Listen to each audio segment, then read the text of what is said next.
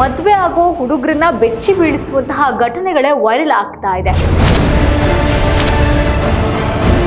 ರಾಜಾ ರಘುವಂಶಿ ಅವರ ಹನಿಮೂನ್ ಸಾವು. ಡ್ರಮ್ ಅಲ್ಲಿ ತನ್ನ ಪತಿಯನ್ನು ತುಂಬಿಟ್ಟಿದ್ದ ಪತ್ನಿ. ಮದುವೆ ಸಹವಾಸವೇ ಬೇಡ ಅಂತಿದ್ದಾರೆ ಹುಡುಗರು. ಹೆಂಡತಿ ಕೊಲೆ ಮಾಡಲಿಕ್ಕೆ ಪ್ರಯತ್ನಿಸಿದ್ರು ಕೂಡ ಬದುಕುಳಿದ ಏಕೈಕ ಗಂಡ ಅಂತ ವಿಶ್ಲೇಷಣೆ ಕೂಡ ಮಾಡ್ತಾರೆ. ಅಂದ್ರೆ ಮದುವೆ ಸಂಬಂಧನೇ ನಮ್ಮಿಬ್ರು ಮಧ್ಯೆ ಬೇಡ ಅಂತ ಹೇಳ್ತಾನೆ. ನನಗೆ ಡಿವೋರ್ಸ್ ಮೂಲಕ ಹೆಂಡತಿಯಿಂದ ಮುಕ್ತಿ ಬೇಕೇ ಬೇಕು ಅನ್ನುವಂತಹ ನಿರ್ಧಾರ ತಾತಪ್ಪ ಕೈಗೊಳ್ತಾರೆ. ಹಾಯ್ ಹಲೋ ನಮಸ್ಕಾರ, ನ್ಯಾಷನಲ್ ಟಿವಿ ಸ್ಪೆಷಲ್ಗೆ ಸ್ವಾಗತ. ನಾನು ಪಲ್ಲವಿ ಎನ್ ರಾಜ್. ಇತ್ತೀಚೆಗೆ ಸೋಷಿಯಲ್ ಮೀಡಿಯಾ ಓಪನ್ ಮಾಡಿದ್ರೆ ಸಾಕು, ಬರೀ ಮದುವೆ ಆಗೋ ಹುಡುಗರನ್ನ ಬೆಚ್ಚಿ ಬೀಳಿಸುವಂತಹ ಘಟನೆಗಳೇ ವೈರಲ್ ಆಗ್ತಾ ಇದೆ. ಒಂದ್ ಕಡೆ ಗಂಡನನ್ನ ಕೊಂದ ಹೆಂಡತಿಯಂತೆ, ಪ್ರಿಯಕರನೊಂದಿಗೆ ಎಸ್ಕೇಪ್ ಅಂತೆ, ಲವರ್ ಜೊತೆ ಲಾಕ್, ಪತಿಯನ್ನ ಡ್ರಮ್ ನಲ್ಲಿ ತುಂಬಿಟ್ಟ ಹೆಂಡತಿ. ಅದೇ ಒಂದು ಸಿನಿಮಾ ಇದ್ದೀರಾ ನಮ್ಮ ಕನ್ನಡದ್ದು, ಬಾನಲ್ಲೇ ಮಧುಚಂದ್ರಕ್ಕೆ. ಆ ಸಿನಿಮಾವನ್ನ ನೆನಪು ಮಾಡುವಂತಹ ಘಟನೆಗಳು ನಮ್ಮ ಜನರಿಗೆ ಇವಾಗ ಕಾಮನ್ ಆಗಿ ಹೋಗ್ತಾ ಇದೆ. ಮದುವೆ ಆಗೋಕೆ ಹುಡುಗರು ಕೂಡ ಭಯ ಪಡ್ಕೋತಾ ಇದ್ದಾರೆ. ಇದ್ರೆ ನೆಮ್ಮದಿಯಾಗಿ ಇರ್ಬೇಕಪ್ಪ, ಸಿಂಗಲ್ ಆಗಿ ಸಾಯ್ಬೇಕು ಅನ್ಕೊಂಡವ್ರೆ ಜಾಸ್ತಿ ಆಗ್ತಾ ಇದ್ದಾರೆ. ನಾವ್ಯಾಕೆ ಇದೆಲ್ಲ ಹೇಳ್ತಿದೀವಿ ಅಂದ್ರೆ, ಹೆಂಡತೀರೇ ಗಂಡಂದಿರನ್ನ ಸಾಯಿಸೋ ಘಟನೆಗಳು ಇತ್ತೀಚೆಗೆ ಟ್ರೆಂಡ್ ಆಗಿ ಹೋಗ್ತಾ ಇದೆ. ಗಂಡನನ್ನ ಕೊಂದ ಹೆಂಡತಿ ಪ್ರಿಯಕರನೊಂದಿಗೆ ಸಿಗ್ಗಿ ಹಾಕೊಂಡ್ಲು, ಹಾಗೆ ಹೀಗೆ ಅಂತೆಲ್ಲ ಕೇಳಿ ಮೊನ್ನೆ ಇನ್ನು ಹೆಂಡತಿ ಕೈಯಿಂದ ಬಚಾವಾಗಿ ಬಂದ ಏಕೈಕ ಗಂಡ ಅನ್ನೋ ಸ್ಟೋರಿನ ನಾವು ನೋಡಿದ್ವಿ. ಆ ಸ್ಟೋರಿ ಏನಾಯ್ತು, ಇವಾಗ ಎಲ್ಲಿಗೆ ಬಂತು, ಅದೊಂದು ರ್ಯಾಂಡಮ್ ಆಗಿ ನೋಡ್ತಾ ಹೋಗೋಣ. ಜುಲೈ 11ನೇ ತಾರೀಕು ರಾಯಚೂರಿನ ಗುರ್ಜಾಪುರ ಬ್ರಿಡ್ಜ್ ಬಳಿನಲ್ಲಿ ತಾತಪ್ಪ ಅನ್ನೋರು ತಮ್ಮ ಪತ್ನಿ ಗದ್ದೆಮ್ಮನ ಜೊತೆಗೆ ಮನೆಗೆ ಹೋಗಿರ್ತಾರೆ. ಆ ಸಮಯದಲ್ಲಿ ಏನಾಗುತ್ತೆ, ಫೋಟೋವನ್ನ ತೆಗೆಯುವ ನೆಪದಲ್ಲಿ ಕೃಷ್ಣಾ ನದಿಗೆ ತನ್ನ ಗಂಡನನ್ನ ತಳ್ಳಿದ್ಲು ಈಕೆ ಅನ್ನೋ ವಿಷಯ ರಾಜ್ಯಾದ್ಯಂತ ತೀವ್ರವಾದಂತಹ ಚರ್ಚೆಗೆ ಗ್ರಾಸವಾಗುತ್ತೆ. ಈ ಘಟನೆಯನ್ನ ಎಲ್ಲರೂ ಕೂಡ 2025ರಲ್ಲಿ ಹೆಂಡತಿ ಕೊಲೆ ಮಾಡ್ಲಿಕ್ಕೆ ಪ್ರಯತ್ನಿಸಿದ್ರು ಕೂಡ ಬದುಕುಳಿದ ಏಕೈಕ ಗಂಡ ಅಂತ ವಿಶ್ಲೇಷಣೆ ಕೂಡ ಮಾಡ್ತಾರೆ. ಆದ್ರೆ ಮನೆಯವರು ಈ ಘಟನೆಯ ಬಗ್ಗೆ ಗಂಡ ಹೆಂಡತಿ ಕೂರಿಸಿ ಏನಾಯ್ತು, ಯಾಕೆ ಹಿಂಗಾಯ್ತು ಅನ್ನೋ ಒಂದಷ್ಟು ಮಾತಾಡಿಸ್ತಾರೆ. ರಾಜಿ ಪಂಚಾಯಿತಿ, ರಾಜಿ ಸಂಧಾನವನ್ನ ಕೂಡ ನಡೆಸ್ತಾರೆ. ಈ ವೇಳೆಗೆ ಪತಿ ಇರ್ತಾನಲ್ವಾ ತಾತಪ್ಪ, ಅವನಿಗೂ ಒಂದಷ್ಟು ಷರತ್ತುಗಳನ್ನ ಹಾಕ್ತಾನೆ. ಹೆಂಡತಿ ಕುರಿತಾಗಿ ಸ್ಪಷ್ಟ ನಿರ್ಧಾರಗಳನ್ನು ಕೂಡ ಕೈಗೊಳ್ತಾನೆ. ಆದ್ರೆ ಆಕೆ ಈಗಲೂ ಕೂಡ ತನ್ನ ತವರು ಮನೆಯಲ್ಲಿ ಇದ್ದಾಳೆ. ನನಗೆ ಇವಳು ಬೇಡ, ನನಗೆ ಡಿವೋರ್ಸ್ ಬೇಕು ಅನ್ನೋ ರೀತಿಯಲ್ಲಿ ಅವನು ಮಾತಾಡ್ತಾನೆ. ಓಕೆ, ಹಿರಿಯರು ಪೊಲೀಸರು ಕೂತು ಮಾತುಕತೆ ನಡೆಸಿದ್ರು ಕೂಡ ಏನು ವರ್ಕೌಟ್ ಆಗಲ್ಲ. ಅಲ್ಲಿಗೆ ತಮ್ಮ ಪತ್ನಿಯನ್ನ ಮುಂದಿನ ಜೀವನ ನಡೆಸಲಿಕ್ಕೆ ತಾತಪ್ಪ ಸ್ಪಷ್ಟವಾಗಿ ನಿರಾಕರಣೆ ಮಾಡಿದ್ದಾನೆ. ಅಂದ್ರೆ ನನಗೆ ಇವಳು ಬೇಡವೇ ಬೇಡ ಅಂತ ಅವನು ಒಪ್ಕೊಂಡ್ಬಿಟ್ಟಿದ್ದಾನೆ. ಪತ್ನಿಯನ್ನ ಇನ್ನು ಮುಂದೆ ತವರು ಮನೆಯಲ್ಲೇ ಇರಬೇಕು, ಅವಳು ನನ್ನ ಮನೆಗೆ ಬರಂಗಿಲ್ಲ ಅನ್ನೋ ಒಂದಷ್ಟು ಷರತ್ತುಗಳನ್ನ ಹಾಕ್ತಾನೆ.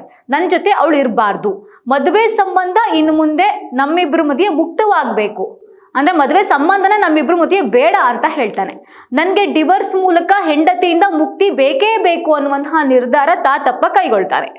ಪತ್ನಿಯನ್ನ ಕರೆದೊಯ್ಲಿಕ್ಕೆ ಹೇಳಿದ್ರೆ ಅಥವಾ ನನಗೆ ಒತ್ತಡವನ್ನ ನೀವ್ಯಾರು ಕೂಡ ಹೇರುವ ಹಾಗಿಲ್ಲ, ನನ್ನ ಜೊತೆಗೆ ಪತ್ನಿ ಕರೆದೊಯ್ಯುವಂತೆ ಹೇಳಿದ್ರೆ ಪೊಲೀಸರಿಗೆ ನಾನು ದೂರನ್ನ ನೀಡ್ತೀನಿ ಎಂದು ಗಂಡ ತಾತಪ್ಪ ನಿರ್ಧಾರವನ್ನು ತೆಗೆದುಕೊಳ್ತಾನೆ.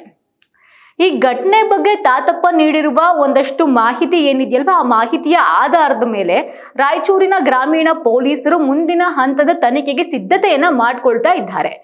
ಪ್ರಕರಣ ರಾಜಿಯ ಮೂಲಕ ಏನಾದ್ರೂ ಮುಕ್ತಾಯವಾಗೋ ಚಾನ್ಸಸ್ ಏನಾದ್ರೂ ಇದೆಯಾ, ಅಥವಾ ಕಾನೂನು ಹೋರಾಟ ಏನಾದ್ರು ನಡೆಸ್ಬೇಕಾ, ನಾನು ಕಾನೂನು ಹೋರಾಟಕ್ಕೂ ಕೂಡ ತಯಾರಿದ್ದೀನಿ ಅನ್ನುವಂತಹ ಮಾತನ್ನ ತಾತಪ್ಪ ಹೇಳ್ತಾನೆ. ತುಂಬಾ ಸ್ಟ್ರಾಂಗ್ ಆಗಿದ್ದಾರೆ ಇಲ್ಲಿ ತಾತಪ್ಪ.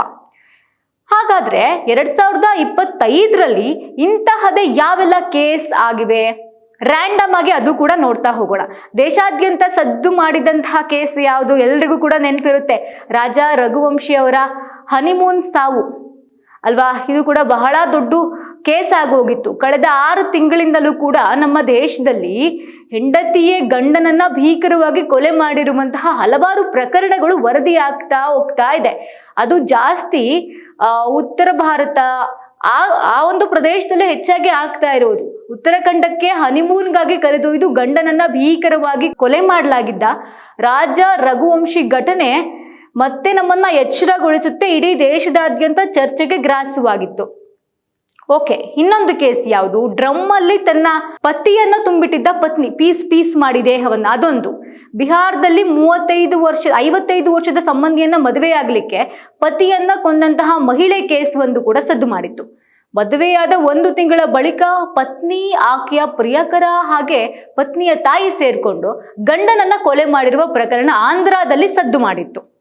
ಇನ್ನು ನಮ್ಮ ಬೆಂಗಳೂರಲ್ಲೂ ಕೂಡ ಇಂತಹದೇ ಸಾಕಷ್ಟು ಕೇಸ್ಗಳು ಆಗಾಗ ಹೊರ ಬರ್ತಾ ಇರುತ್ತೆ. ದಿನ ಕಳೆದ್ರೆ ಸಾಕು ಏನಾದ್ರೂ ಒಂದು ಸ್ಟೋರಿ, ಭಯಂಕರವಾದಂತಹ ಮರ್ಡರ್ಗಳನ್ನ ನಾವು ಕೇಳಿಸ್ಕೊಳ್ತಾನೆ ಇರ್ತೀವಿ. ನಿಜಕ್ಕೂ ಕೂಡ ಬೆಚ್ಚಿ ಬೀಳಿಸುತ್ತೆ ಇದೆಲ್ಲ. ಅಯ್ಯೋ, ಮದುವೆ ಆಗಬೇಕಾ, ನಾವು ಮದುವೆ ಆಗೋದು ಬೇಡವಾ ಅಂತ.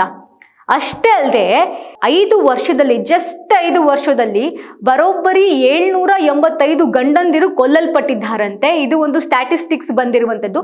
ಇದೆಲ್ಲ ನೋಡ್ತಾ ಇದ್ರೆ ಮದುವೆ ಆಗೋದೇ ಬೇಡಪ್ಪ, ಸಿಂಗಲ್ ಜೀವನವೇ ಬೆಸ್ಟ್, ಸನ್ಯಾಸಿ ಆಗ್ಬಿಡೋಣ ಅನ್ಕೊಳ್ಳೋರೆ ಹೆಚ್ಚಾಗ್ತಾ ಇದ್ದಾರೆ. ಇಂತಹ ಪ್ರಕರಣಗಳಿಂದ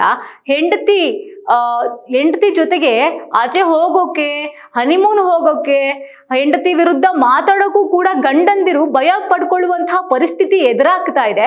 ಸಿಂಗಲ್ ಆಗೇ ಸಾಯ್ತೀವಪ್ಪ ಅಥವಾ ಸನ್ಯಾಸಿ ಆಗ್ಬಿಡೋಣ, ಮದುವೆ ಸಹವಾಸವೇ ಬೇಡ ಅಂತಿದ್ದಾರೆ ಹುಡುಗರು. ಇದಾಗಿತ್ತು ಈ ಹೊತ್ತಿನ ಸ್ಪೆಷಲ್. ನೋಡ್ತಾ ಇರಿ ನ್ಯಾಷನಲ್ ಟಿವಿ.